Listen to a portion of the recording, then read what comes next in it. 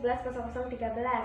Selamat datang di channel Siti Nurwahyuningsi. Nah, di sini saya akan membuat video teori kimia yang diampu oleh dosen Dr. Alfirami MSI yang saya ini sebagai mahasiswa dari IAIN Batu Sangkar.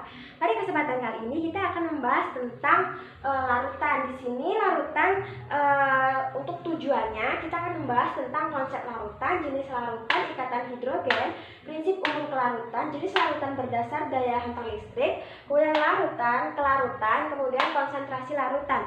Nah, langsung saja kita masuk ke bab yang pertama, yaitu tentang larutan. Nah, di larutan ini kita akan membahas tentang konsep larutan. Larutan ini yaitu campuran homogen, dan larutan ini terbagi menjadi dua, yaitu ada pelarut dan zat terlarut.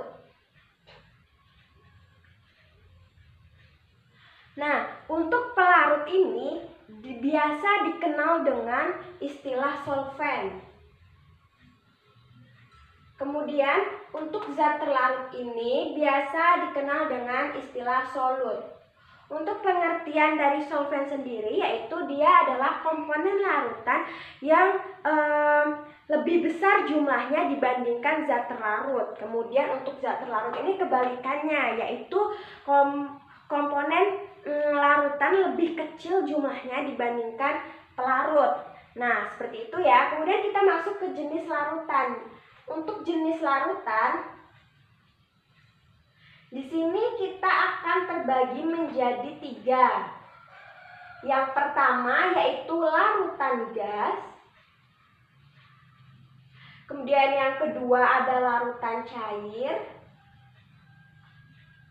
Kemudian yang ketiga ada larutan padat. Di sini saya ada juga wujud zat terlarut dalam pelarut dari tiga jenis larutan ini. Contohnya saja kalau untuk larutan gas ini dia contohnya udara. Untuk zat terlarutnya yaitu oksigen. Terus untuk zat pelarutnya yaitu nitrogen. Kemudian untuk larutan cair, kita ambil contoh saja yaitu misalnya air soda. Nah, di air soda ini zat terlarutnya yaitu CO2. Kemudian untuk zat pelarutnya yaitu air.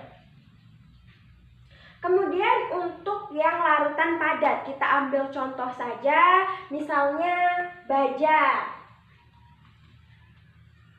Baja ini untuk zat terlarutnya yaitu karbon, dan untuk pelarutnya yaitu besi.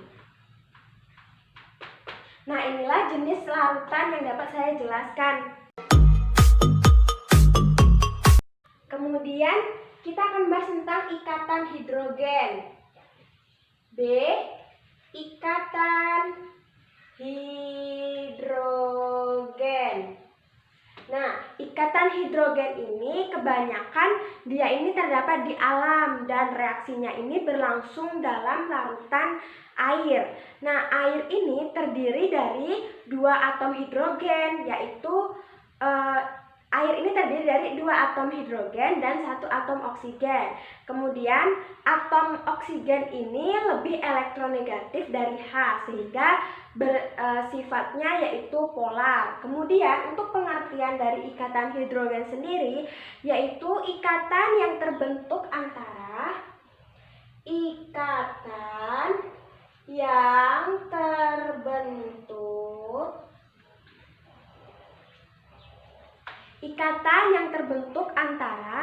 atom H dengan atom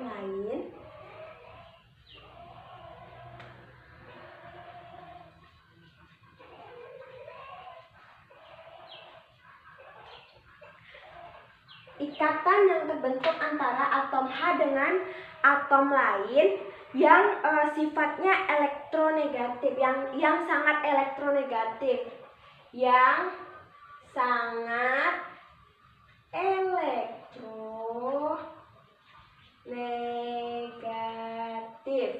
Nah, seperti misalnya ya, seperti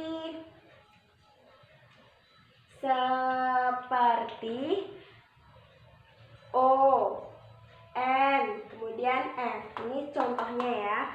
Nah, untuk ikatan hidrogen, dia ini larut pada molekul air. Kemudian kita masuk ke prinsip umum kelarutan.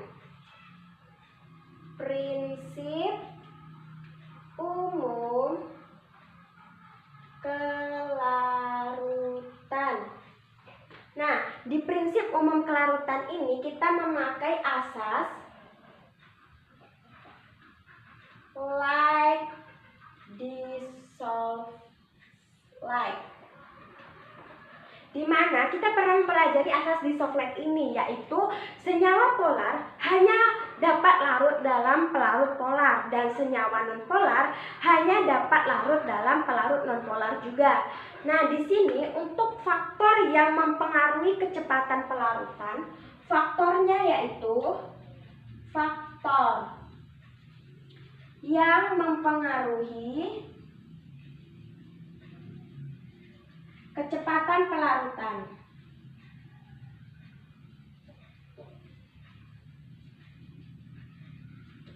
Nah, di sini yaitu ada ukuran partikel dari zat pelarut ya. Ukuran partikel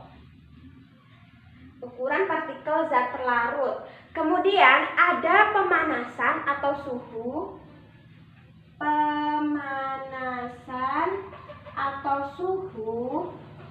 Kemudian yang terakhir yaitu pengadukan. Pengadukannya cepat atau lambat. Nah, inilah prinsip umum dari kelarutan. Sekarang kita masuk ke yang kelima, yaitu tadi yang C, sekarang yang D, yaitu jenis larutan. Jenis larutan berdasarkan daya hantar listrik.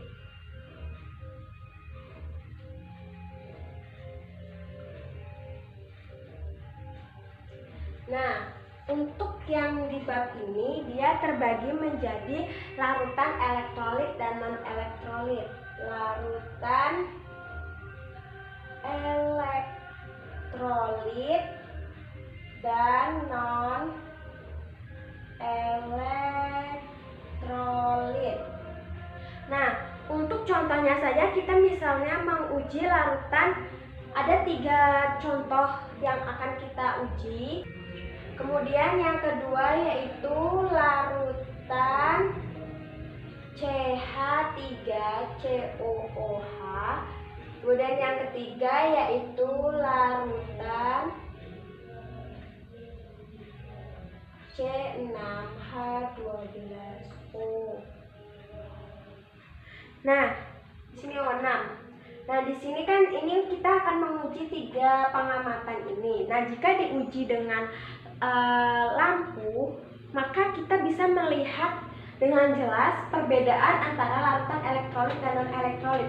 Kalau dia diuji dengan lampu, larutan ini, maka dia akan, jika dia larutan elektrolit, maka dia akan menyala lampunya. Kalau jika dia larutan non-elektrolit, maka dia tidak akan menyala lampunya. Nah, untuk pengamatan yang pertama ini, dia lampunya yaitu menyala terang.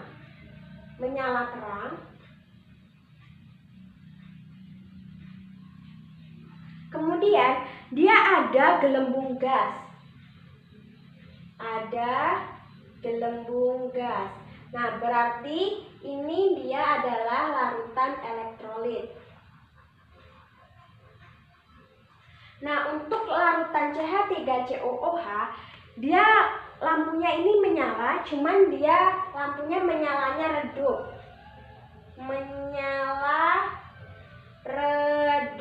Kemudian ada gelembung gas.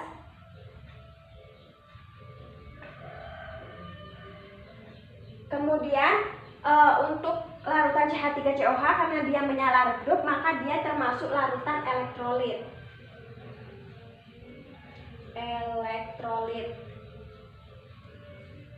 Nah, untuk yang larutan C6H12O6 berdasarkan pengamatan, maka kita dapat menyimpulkan bahwa untuk larutan C6H12O6 ini dia adalah gula.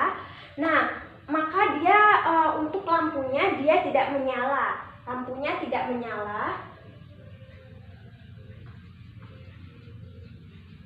Kemudian tidak ada gelembung gas. Tidak ada gelembung gas. Maka sesuai konsep yang pertama, kalau dia menyala maka dia larutan elektrolit, kalau tidak menyala maka dia larutan non elektrolit.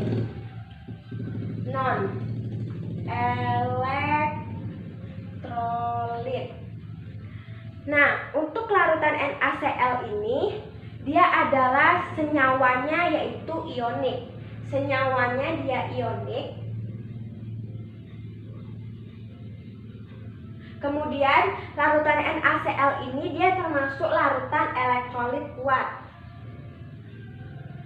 Nah, untuk yang larutan CH3COOH ini dia termasuk senyawanya yaitu kovalen. Kemudian untuk elektrolitnya yaitu dia elektrolitnya lemah. Terus untuk larutan C6H12O6 dia ini termasuk senyawa kovalen. Kovalen ya, karena dia termasuk larutan yang non elektrolit. Kemudian untuk konsepnya kita bisa menggunakan bagan. Larutan ini dia terbagi menjadi dua, yaitu ada larutan elektrolit dan non elektrolit.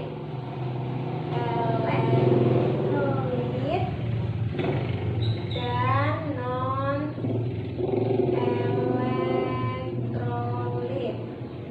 Nah, untuk yang elektrolit ini dia dapat mengionkan. Dapat mengionkan. Nah, dapat mengionkan ini terbagi menjadi dua lagi, yaitu ionnya ini kuat atau lemah. Kuat atau lemah. Untuk yang kuat berarti dia ini ionnya sempurna. Kalau yang lemah ini artinya dia ini mengionnya hanya sebagian. Contohnya saja kan ini sempurna ya. Sempurna. Contohnya saja yaitu NaCl. Di sini kan dia Na plus ditambah Cl-. Nah, ini artinya dia mengion secara sempurna. Kemudian untuk yang lemah ini dia sebagian. Contohnya yaitu ini tadi CH3COOH. Maka hasil reaksinya yaitu CH3COO- ditambah H+.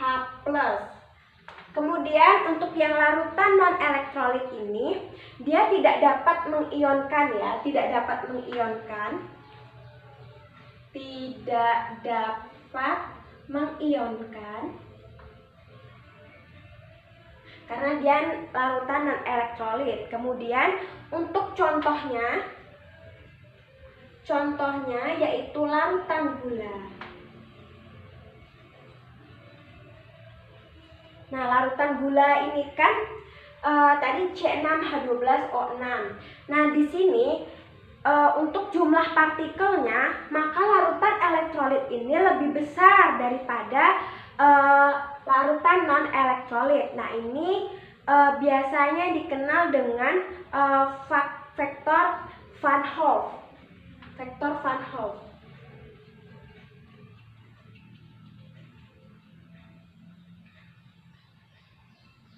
Atau dilambangkan dengan I. Dikenal dengan vektor Van Hoff. Nah, di vektor Van Hoff ini karena dia dikenal dengan I, maka kita bisa menghitung jumlah ionnya. I kan ini, I ini di mana ya? I ya. I sama dengan N, artinya yaitu jumlah ion. Maka untuk yang larutan elektrolit yang kuat, maka jumlah ionnya yaitu Na ditambah Cl, maka I-nya sama dengan 2. Kemudian untuk yang CH3COOH ini, dia menggunakan rumus I sama dengan alfa N ditambah 1.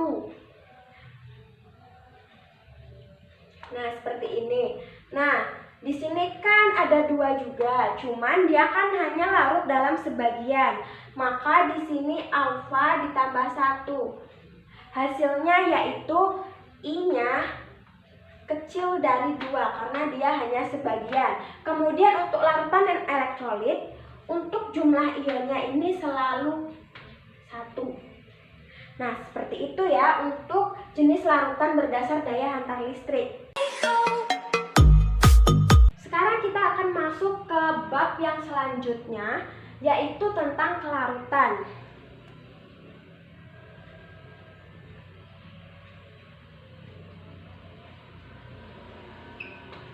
Untuk pengertiannya sendiri, yaitu kelarutan adalah banyaknya zat terlarut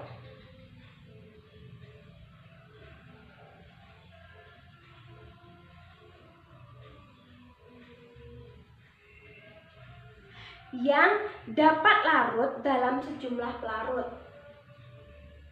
Yang dapat larut dalam sejumlah pelarut. Nah, biasanya dinyatakan dalam 100 gram. Biasanya dinyatakan dalam 100 gram. Contoh, misalnya yaitu larutan NaCl. Kelarutan NaCl pada suhu 20 derajat Celcius yaitu 36,0 gram per 100 gram. Nah, seperti ini contohnya. Kemudian, berdasarkan larutan ini dibedakan menjadi 3 jenis, yaitu ada larutan tidak jenuh, larutan tepat jenuh, dan larutan lewat jenuh. Terbagi menjadi 3, yaitu larutan tak jenuh, kemudian ada larutan tepat jenuh, dan yang terakhir yaitu larutan lewat jenuh. Untuk kelarutan yang tak jenuh ini, dia yaitu jumlah zat terlarut yang kurang dari jumlah maksimum.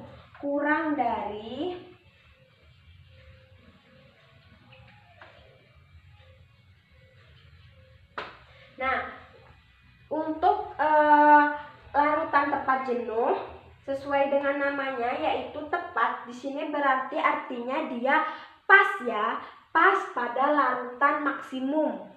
Artinya jumlah zat terlarut maksimum yang dapat larut pada suhu tertentu. Artinya pas pada jumlah maksimum. Kalau untuk yang larutan lewat jenuh, dari bahasanya saja udah lewat, berarti lebih ya. Jumlah zat terlarut yang melebihi jumlah maksimum. Yang melebihi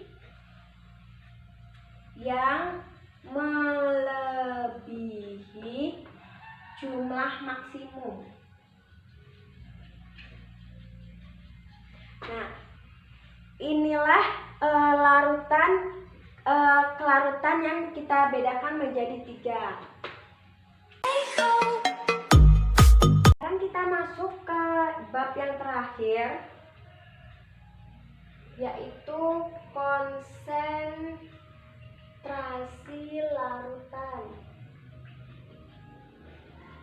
Nah, di konsentrasi larutan ini kita mengenalnya dengan komposisi larutan.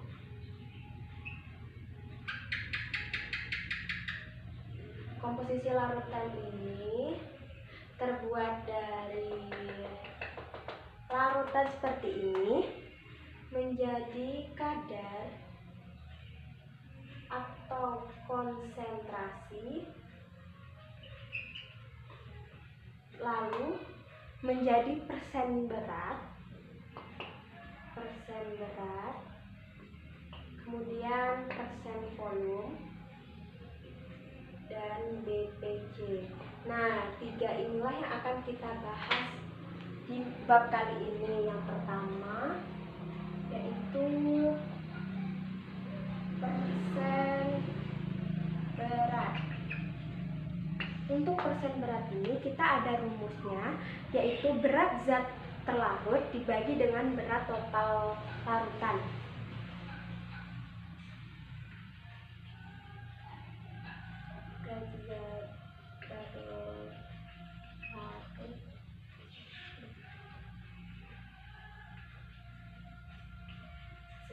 Larutan dikali 100%.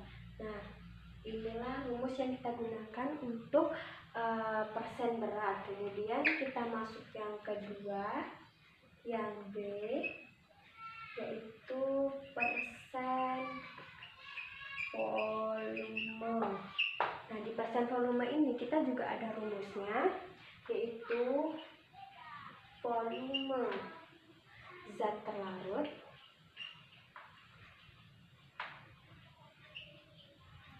dibagi total zat terlarut, total volume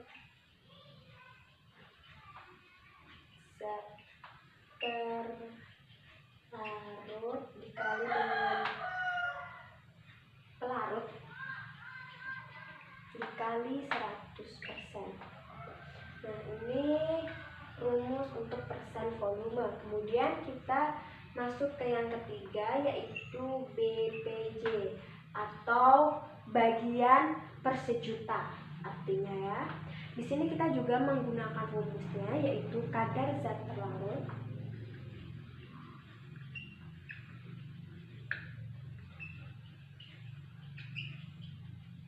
dibagi dengan kadar pelarut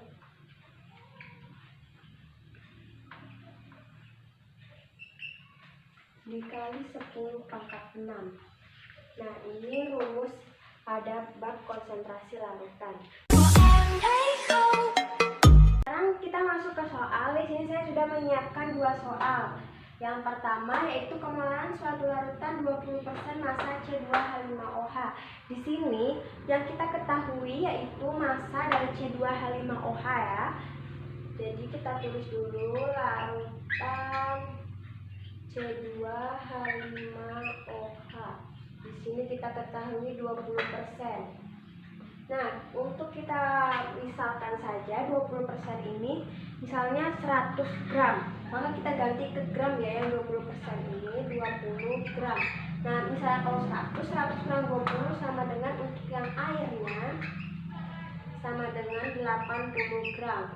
Nah, langsung kita masukin ke rumusnya, yaitu N sama dengan NT dikali 1000 per P. Nah, di sini kan pengelolaan kita nggak ketahui. Terus di sini NT-nya. NT-nya di sini yaitu 20 per mR dari C2H5OH. Di sini untuk mR-nya yaitu 46 dikali 1000 per P-nya yaitu air ya. Pelarutnya yaitu air 80 gram. Di sini kita coret-coret menjadi 4.